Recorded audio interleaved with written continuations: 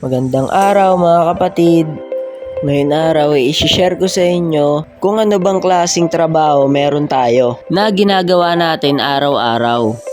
Gisingin na rin natin si Goku at saka si Vegeta.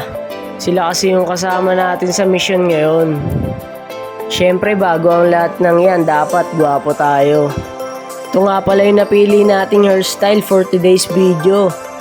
Para ang bumangga, giba. Ito naman yung outfit natin ngayon. Parang bibili lang sa palengke, di ba? Tara, let's go! Bago tayo humayo, nagbukas muna tayo ng shop para sa mga regular customer natin. Siya nga pala si Goku ang kasama ko magbukas ngayon habang si Vegeta sumusuka naman sa Gedli. Siguro panis na naman yung nakain niya kagabi. Ahay, talaga ka! Labas na rin natin yung mga paninda nating gulong. At sa mga nagtatanong kung saan ba ang shop namin, dito lang yan sa Barangay Reyes, GMA Cavite. Bisita lang kayo, nag-offer tayo dito ng change oil, CVT cleaning, wirings, at iba pa. So ayan na nga, papunta na tayo sa client natin. Ganap na ganap tayo dyan, kala mo talaga oh. Habang papunta tayo dyan, iniisip ko kung ano ba ang nauna, itlog ba o ang manok. Pero hindi ko na inisip, kasi pag aking iniisip, baka iba na ang kanyang iniisip. Naisip mo yun? Out Spain! Di bali na nga. At nandito na tayo mga kapatid. Dito pala ngayon na araw ang mission natin. Sa Superb Auto Tech Services. Kayang-kaya nilang ibalik ang dating ganda ng mga sasakyan ninyo. Hindi lang nila kaya dito ibalik yung dating pagsasama nyo. Out Spain! Expander nga pala yung unit natin ngayon. Pinaikutan na rin natin kung may damage ba yung mga glass niya.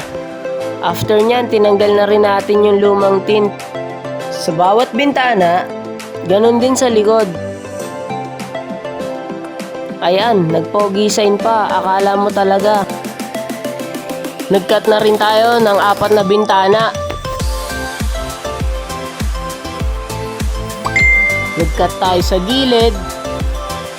At sa kabilang gilid. At sa bandang taas. Ganap na ganap din tayo dyan para hindi magalit si Direk. Cut! Dapat nakakat na maayos yan para hindi mahirapan sa installation.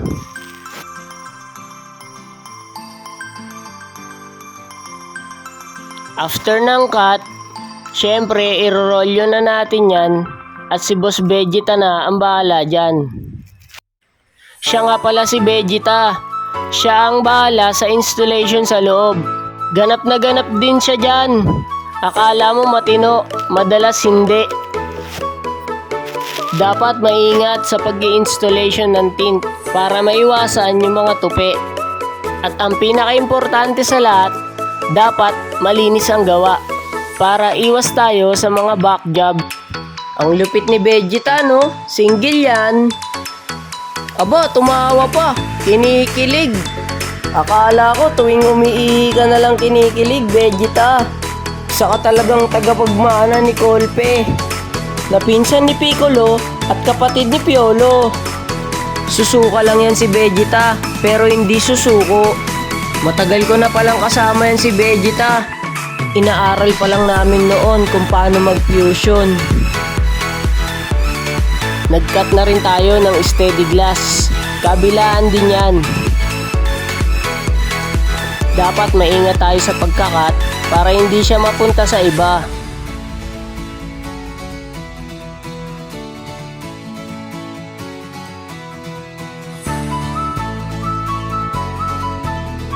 After nyan, nag-prepare na din tayo ng para sa likod. Kinat na rin natin ang bawat gilid, ilalim,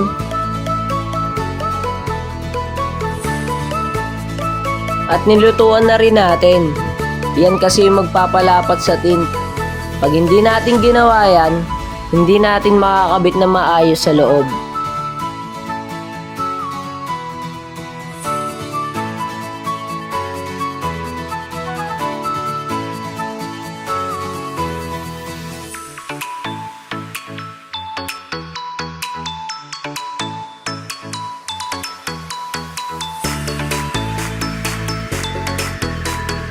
Habang nag-i-install si Vegeta sa loob, tara, prepare na din natin yung harap.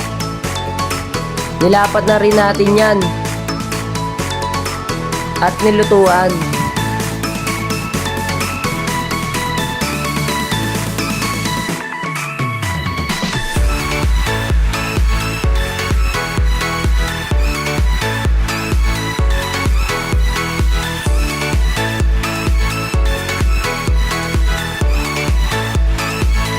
After natin matapos lutuan yung harap,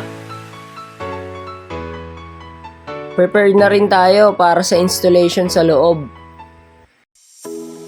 Bago ang installation, linisin natin na maayos yung windshield kasi maraming alikabok na kumapit dyan.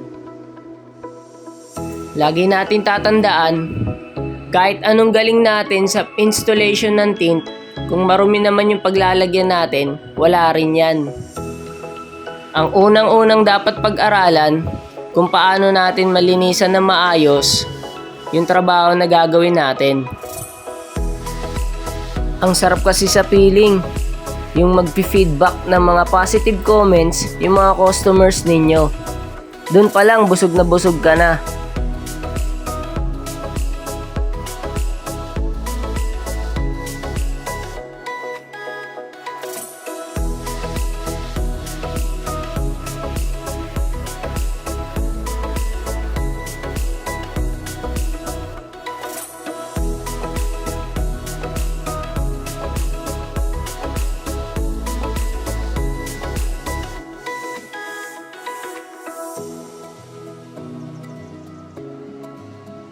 After ko ilatag yung tint,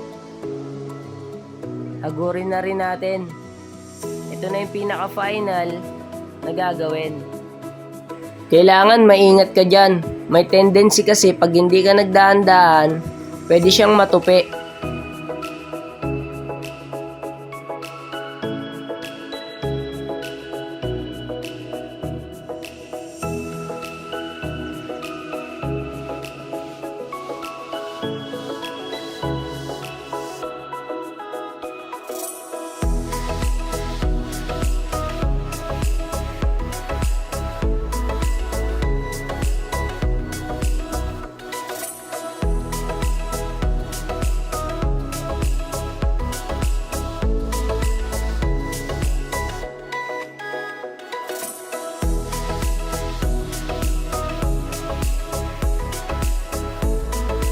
Ayan, natapos na rin tayo.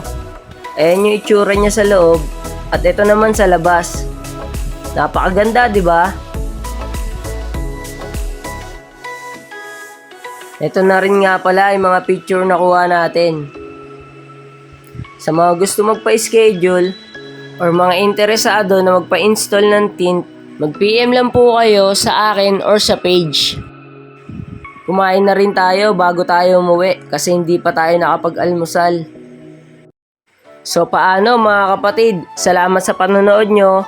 Abangan nyo na lang susunod namin mga video. Bye-bye!